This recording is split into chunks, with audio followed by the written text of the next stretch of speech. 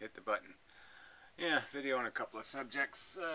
Piro, video, and Snake Plisskeness, Lord and Savior guy.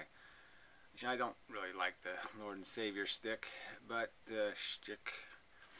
But whatever. So it's, about this whole, Piro's talking immigration, and it's like any other social policy, progressive policy, whatever you want to call it, politics, and it's just you have to frame it in some sort of logical context, and what's going to happen? What are we heading for? What makes a civilization? Some kind of argument like that. And he won't have that kind of argument. He's just going to have some sort of, you're a racist argument, or, some other kind of bullshit psychology that has nothing to do with reality, in my opinion.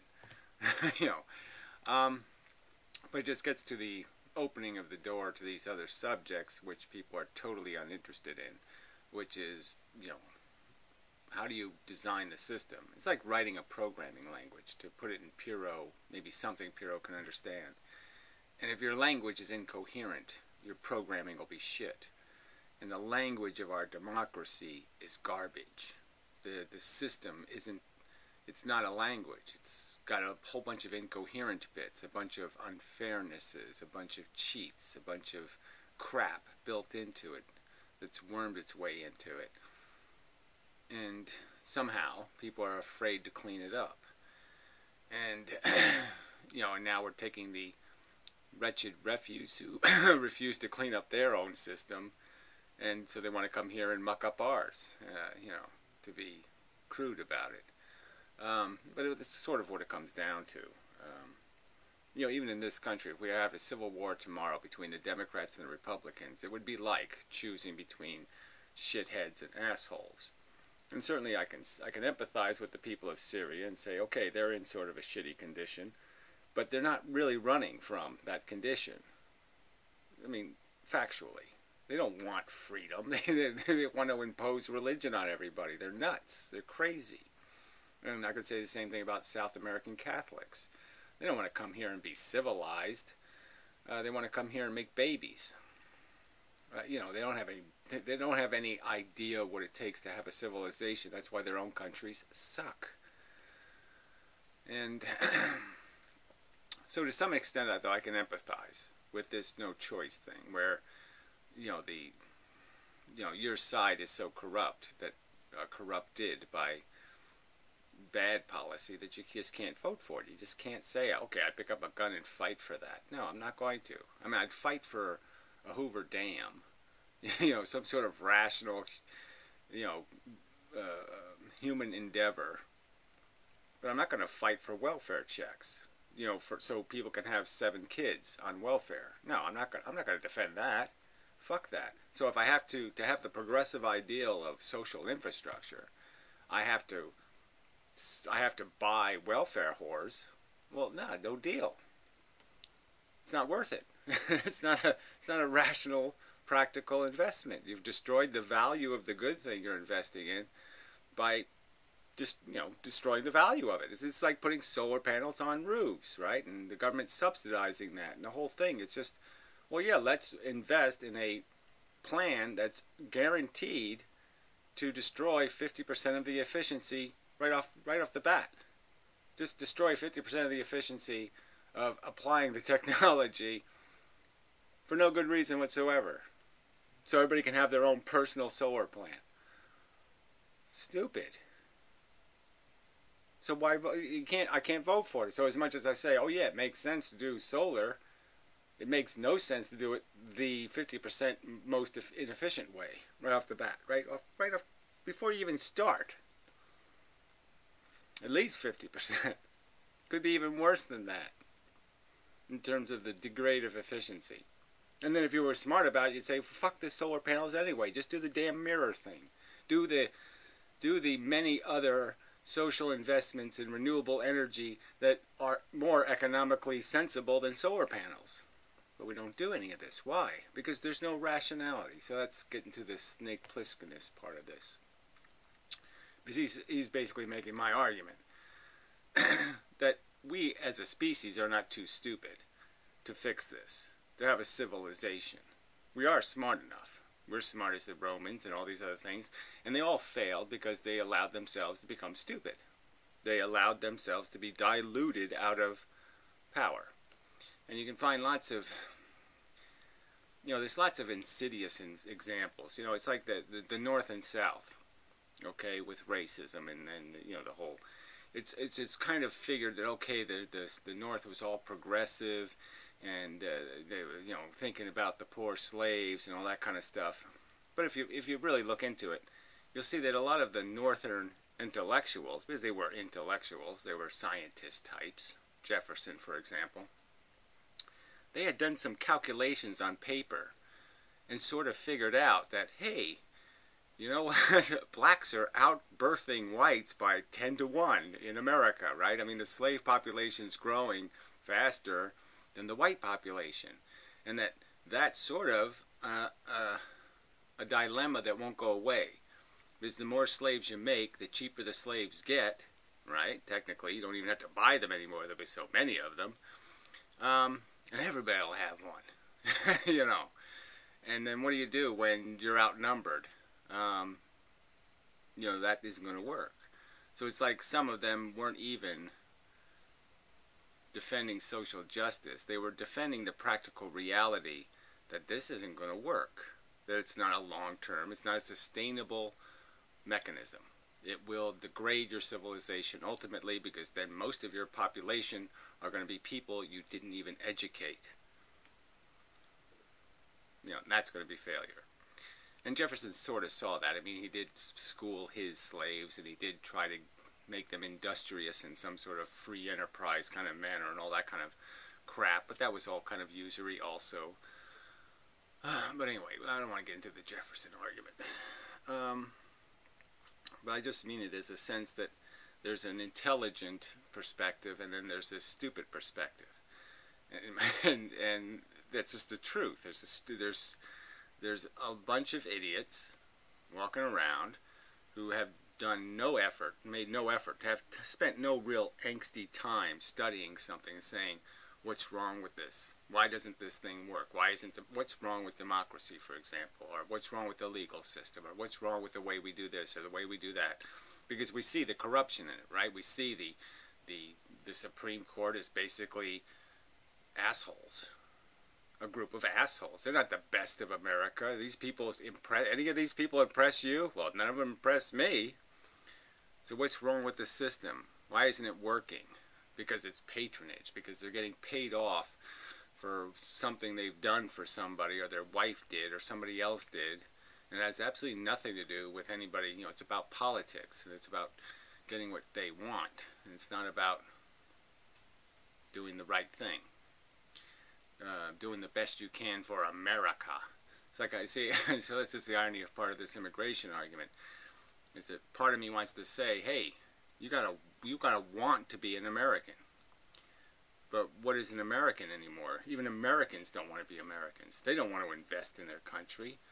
They're all hated. They're all afraid of their government, afraid of their democracy, and afraid of everything. So what the fuck good is it? I mean, if the people who already, the domestic population, won't even defend it, won't even fight for it.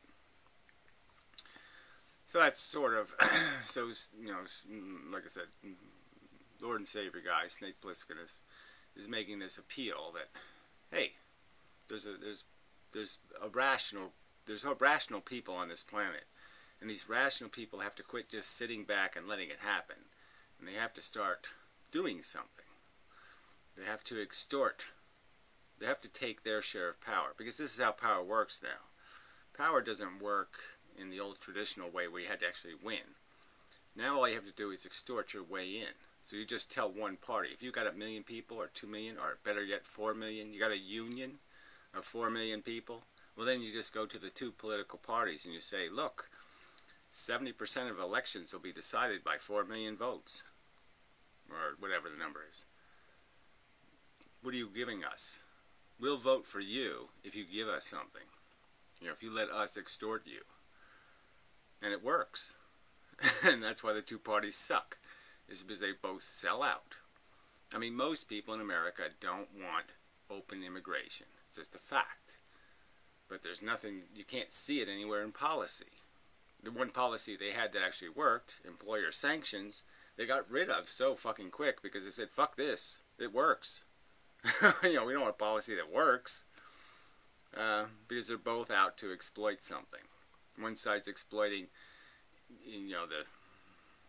the poor huddled masses, they'll vote for me. Yeah. And the other side's exploiting in, I'm against immigration. But I'm all for visas that people let expire. I'm all for getting workers in here. As soon as wages get as soon as any job gets too few people willing to do it, well, bring them in. I mean, Trump will do that, of course. As soon as there's any upward pressure on wages in any job category, I'm sure Trump's going to sign the piece of paper saying, yeah, let a bunch of people from India or China or anywhere you can find them come in here to drop wages back down. So these people don't give a fuck. Anyway, I mean, it's not about civilization anyway.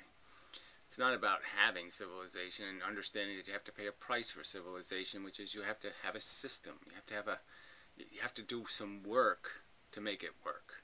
It's like making a city or anything else. You have to engineer it.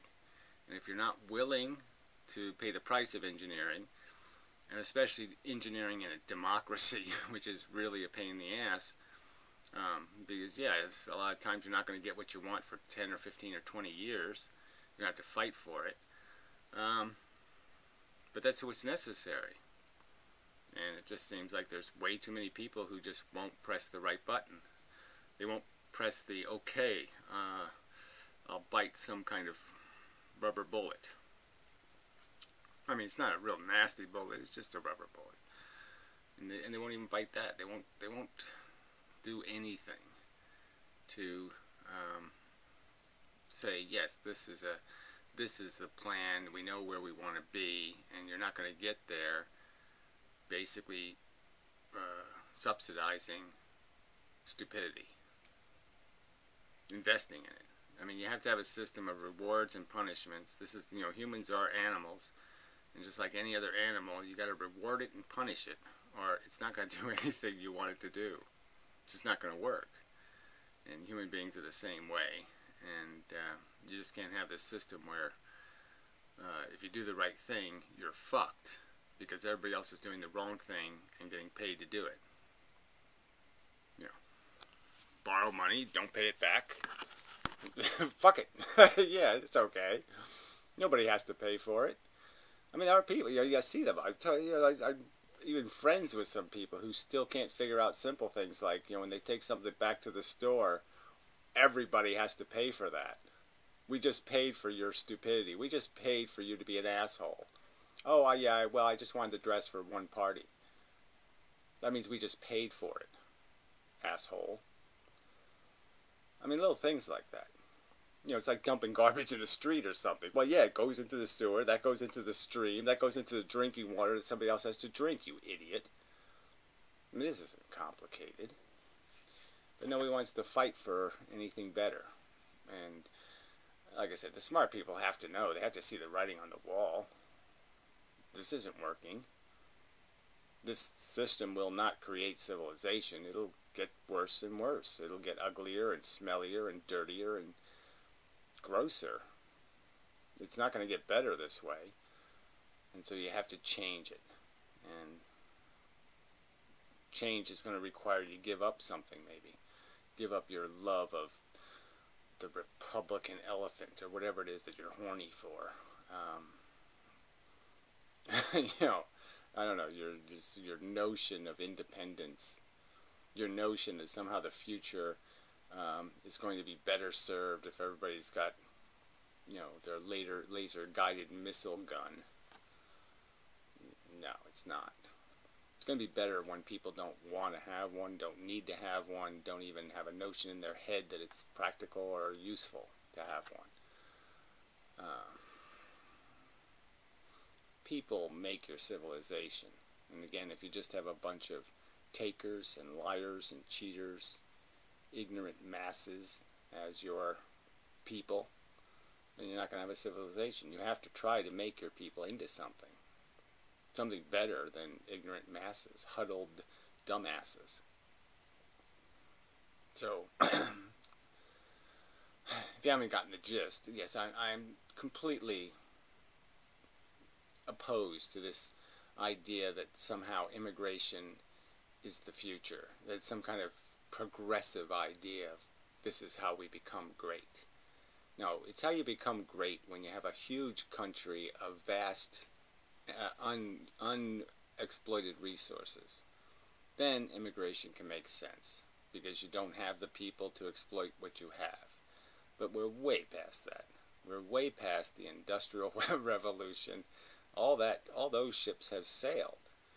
And ignorant labor has about as little value as it could possibly have. Even slaves wouldn't be affordable now. Somebody couldn't own a slave anymore as a practical thing. They couldn't afford to house it and feed it. As a fact. Especially if you just moderately regulated slavery, just obliged that they have minimal health care and minimal this and minimal. You couldn't afford to have a slave. It's much cheaper to rent yourself a Mexican. Why would you own a slave when you could just rent a Mexican for 1/4 of the price? So that's how bad it is. It's so bad that we're making slavery wouldn't even work. That's how bad things are. And it's bad because we're saying make it bad, make it worse. Import broken. Don't import something that works. Don't import something that wants to invest in your country. Just invest in people who want to exploit the fuck out of whatever they can get out of it. People who just want to take or, ideologically want to convert you into a Muslim or a Catholic. I mean, these are simple things. I mean, I'd have a rule. Okay, you're immigrating and you're illegal. You can't have kids. Fuck you. If you have kids, you got to pay us. Yeah, that's it. Or you go home. But you're not coming here to have kids. Fuck you. Do that at home. Yeah, it's just one of the rules. Sorry, but that's the rule. Yeah, that's one of the rules I'd have.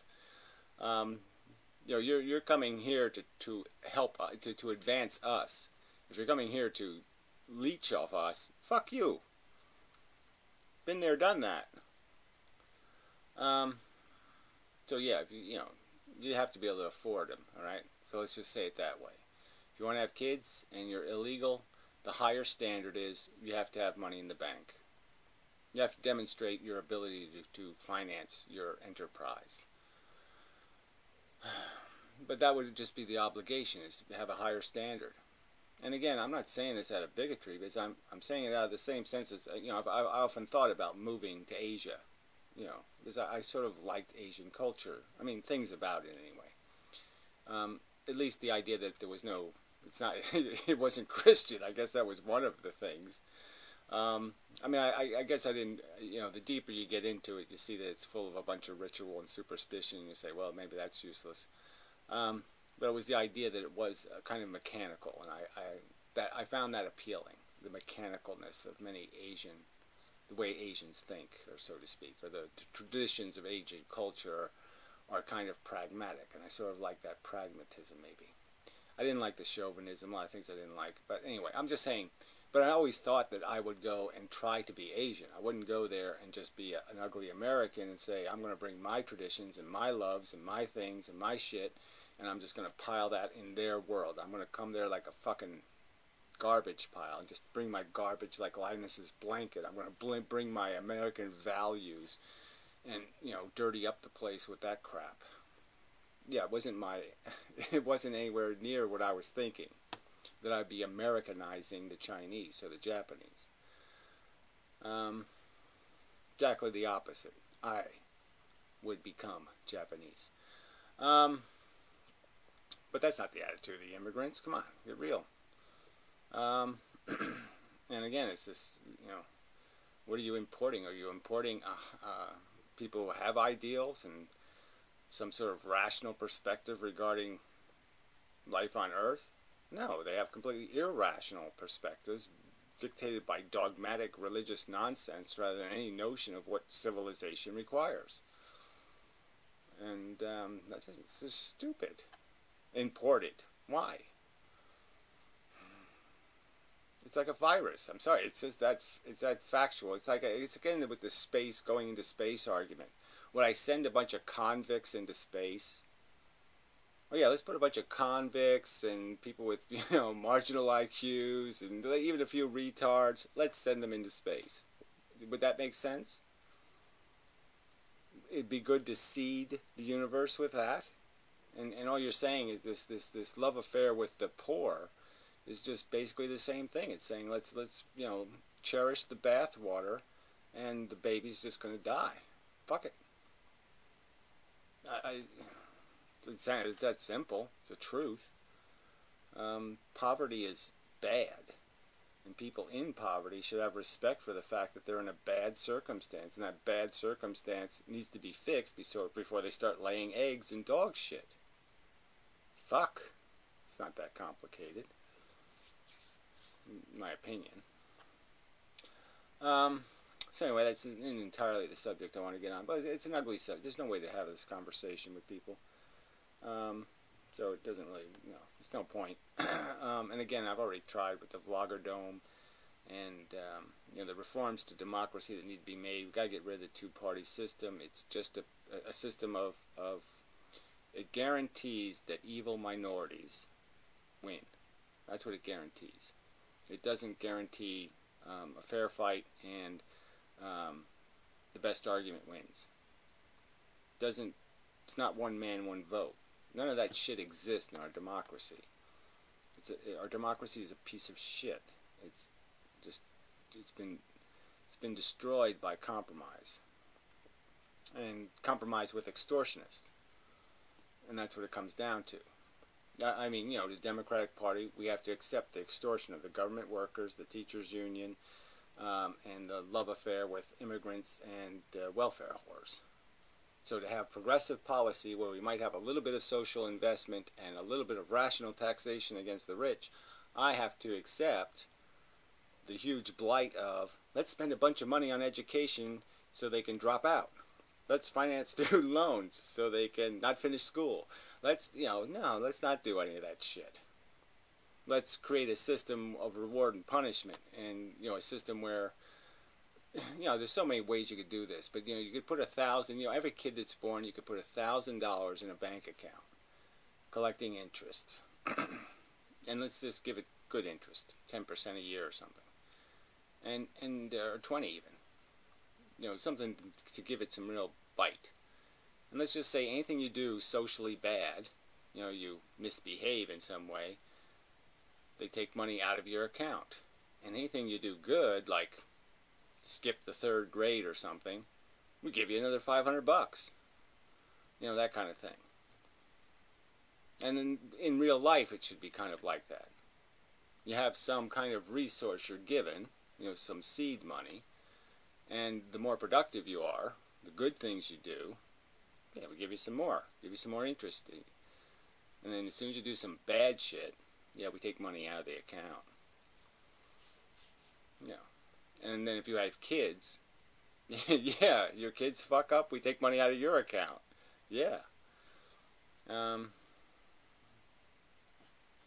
Anyway, but you have to have some kind of system like that. You have to have some kind of system that rewards and punishes and encourages people to be better than they are being.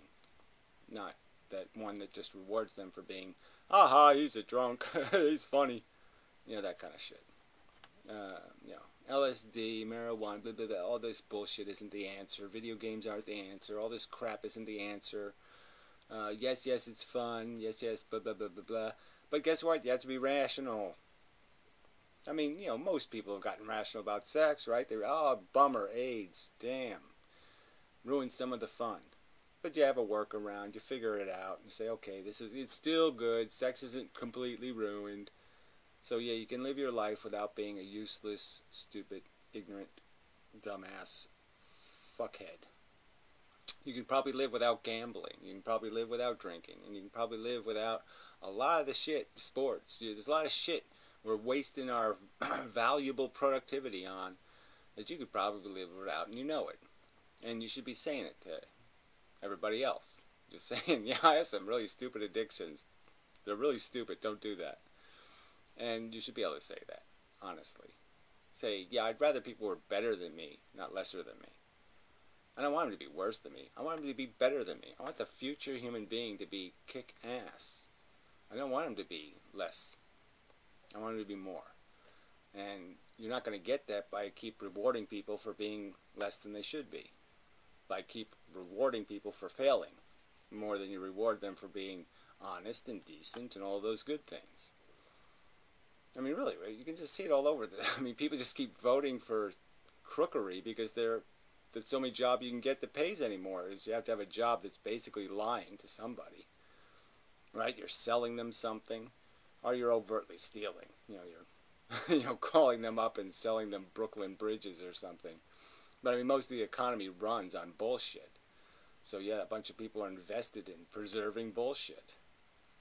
You can't admit that you really don't want that for the future. Even though you're dependent on it, you can't say, well, look, grandfather me out. Okay, let's grandfather lying scummery out and hope that we can build a better future by saying, yeah, let's not reward liars and cheaters and thieves and bullshitters. Come on. Reckless procreators. Yeah. But yeah, that's the whole thing. They're all so damn sloppy.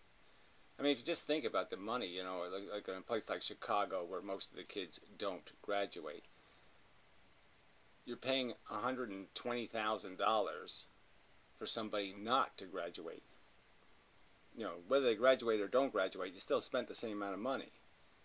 And so now your graduate cost, now for every graduate, the price tag is $250,000 or maybe $350,000. So now you have this huge investment tied to this graduate. And do you think he's going to do $350,000 of productive work mowing grass? Come on. But Piro thinks there's all kinds of brilliant jobs out there where we're all going to get paid wonderful wages. But it's not how the world works. Machines have made us superfluous. He doesn't want to admit it.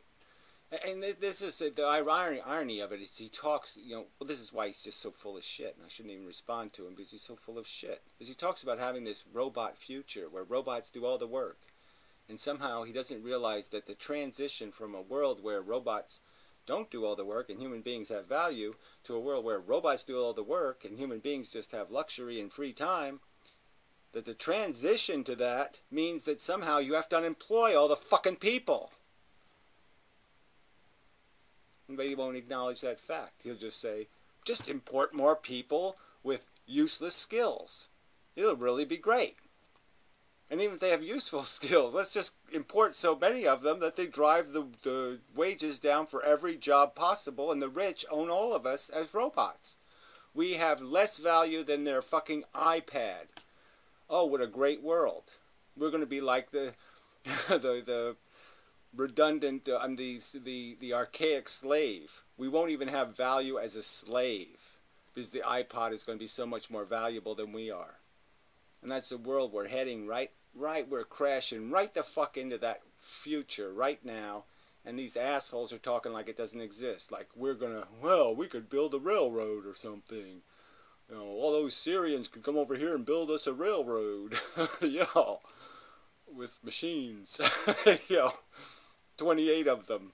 28 of them will have really good jobs. Yeah, the other 4 million will be stirring lemonade. Fuck you. Anyway.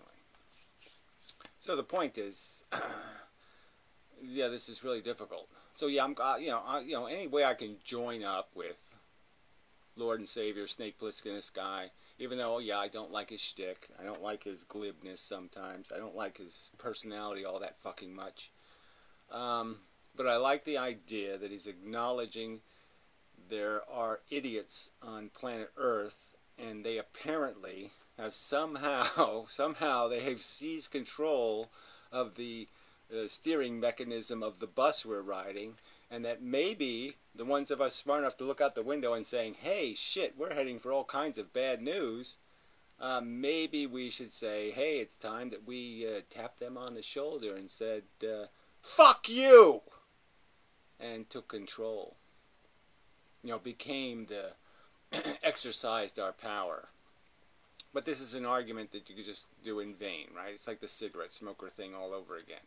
Cigarette smokers could have stopped it if they could have organized, but somehow they can't organize because there's Republicans and there's racists and there's feminists and they all have all these ideologies as cigarette smokers. They're all diverse and they all hate each other, and so they can't consolidate into an organized movement to say, look, we have 20 million votes, right? Cigarette smokers. They have 20 million votes. And they could go to the two parties and they say, make me an offer. Okay? How low are you willing to go? Okay? This taxation is bogus. You're violating constitutional principle by using taxation to tax a vice crime. Even to prohibit alcohol, you weren't allowed to use the tax code to do it. You had to get a constitutional amendment. So you're clearly violating constitutional principles, you cunts. You're not allowed to tax vices out of bigotry, and that's all it is bigotry. You have no scientific evidence that cigarettes are worse than alcohol. It's a ludicrous proposition on its very face. Donuts, jelly donuts are more dangerous than fucking cigarettes statistically. This is idiotic, you bigots. And well, the point is those 20 million people could basically dictate everything. Because nobody could say no to those 20 million voters. And that's the other part of it. Cigarette smokers are usually drunks and depressed and all these other things. And so they're too busy being assholes to vote. Which also doesn't help any. But anyway, I could give you the whole, I've already done this, so it's like if you go to the all for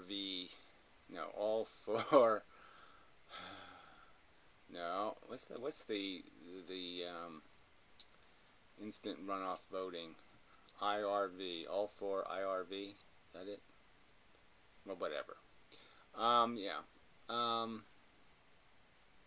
But this is fixable. We can have a democracy where we represent for our ideological beliefs, not our geography. It's the geography thing that fucks the elections. We have this outhouse of a democracy made in 60 whatever, 8. Jefferson came up with this nonsense. And it's an outhouse. It's a fucking smelly outhouse of a democracy. This whole idea of regional elections for a regional representative, and all you're doing is having the same exact election in a bunch of different regions where the same majority gets to win every election, and that's not called representation. Representation means my ideology is represented, where I affirmatively vote for somebody, not where somebody in a geographic district says, you're my constituent even though you hate my guts. No. You should never be able to tell me I voted for you when I didn't, you fucker. You're not my representative, you motherfucking cunt. I've never had a congressman I voted for. These assholes aren't anything I voted for. They're not representing me. They're not representing my ideology. This isn't a democracy. It's a fucking, it's just theft. They're stealing my identity, stealing the meaning of my existence by saying they represent me when I voted against them. Overtly against them. So we can fix that. It's fixable. We can have a real representative democracy. Not that difficult to do. Apply a little bit of technology and we can have win for everyone. Everybody gets to win every election except for president. One guy has to win that one. But even that one I had a great fix for, which is the idea of having a coalition presidency where a group of smart people would get together, 6 or 7 of them, and they would run as a collective. Yes, one of them would make the blow up the world decisions, but they would basically agree that they're a democracy in themselves, and they would basically say to the American people that whatever policy we decide to do, whatever we do, we're going to talk about it and then we're going to vote on it as a collective. And so you're going to be represented by people who can't have pork interests because they're all diverse people, and they're gonna know when, hey, you're just doing that because that guy promised to get your son into Harvard. Kind of bullshit. You're more likely to have an honest presidency that way. But presidents are really superfluous. I mean, people don't know that, but they really, I mean, the Congress has all the power. Anything the president does, the Congress can undo it the very next goddamn day. The president has no power. He's just a mouthpiece. A useless sack of shit. But anyway. So that's enough of the video. So yeah, you know, I don't know if there's any, you know, me and Snake Plisskenus. I don't think that's going to scare anybody. You know, it's like Roach Man and Possum Man, you know. Yeah, I don't think that's going to do it. But we'll see. Yeah. Maybe somebody else will join. Mole Rat Man. Yeah, well anyway. You gotta do something. You know, you're here, you got a brain, it's got potential. Try to maximize its potential. All you can do is plead with people. Allow our brains to maximize their potential. Allow that to happen by not burying us in fucking poverty placentas. Be rational. Religion sucks. Intellectuals know that. Why would they say, let's import a bunch of religious nuts? It's good fun. No, it sucks.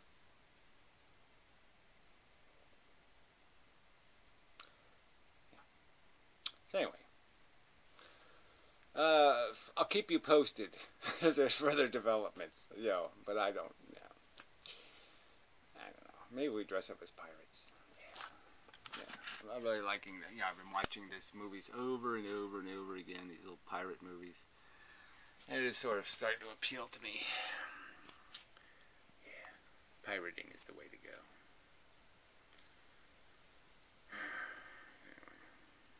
So, yeah, that's enough. Until next time and such. You know. Yeah. But really, if I tell people, look, race has nothing to do with this. I'm a cultural bigot, okay? I just don't think bad culture is something good to import. I think civilization requires kind of an anti-cultural attitude. It requires a kind of mechanical way of looking at things. And that's the kind of culture I want. One that doesn't have, like, as little culture as possible. It's like it's like cologne or something. It's like, it's not that I want to cover up a smell. I don't want there to be a smell. I don't want cultural to even exist. I just want human beings to be human beings. That's it. No, nothing else tied to it. No other thing.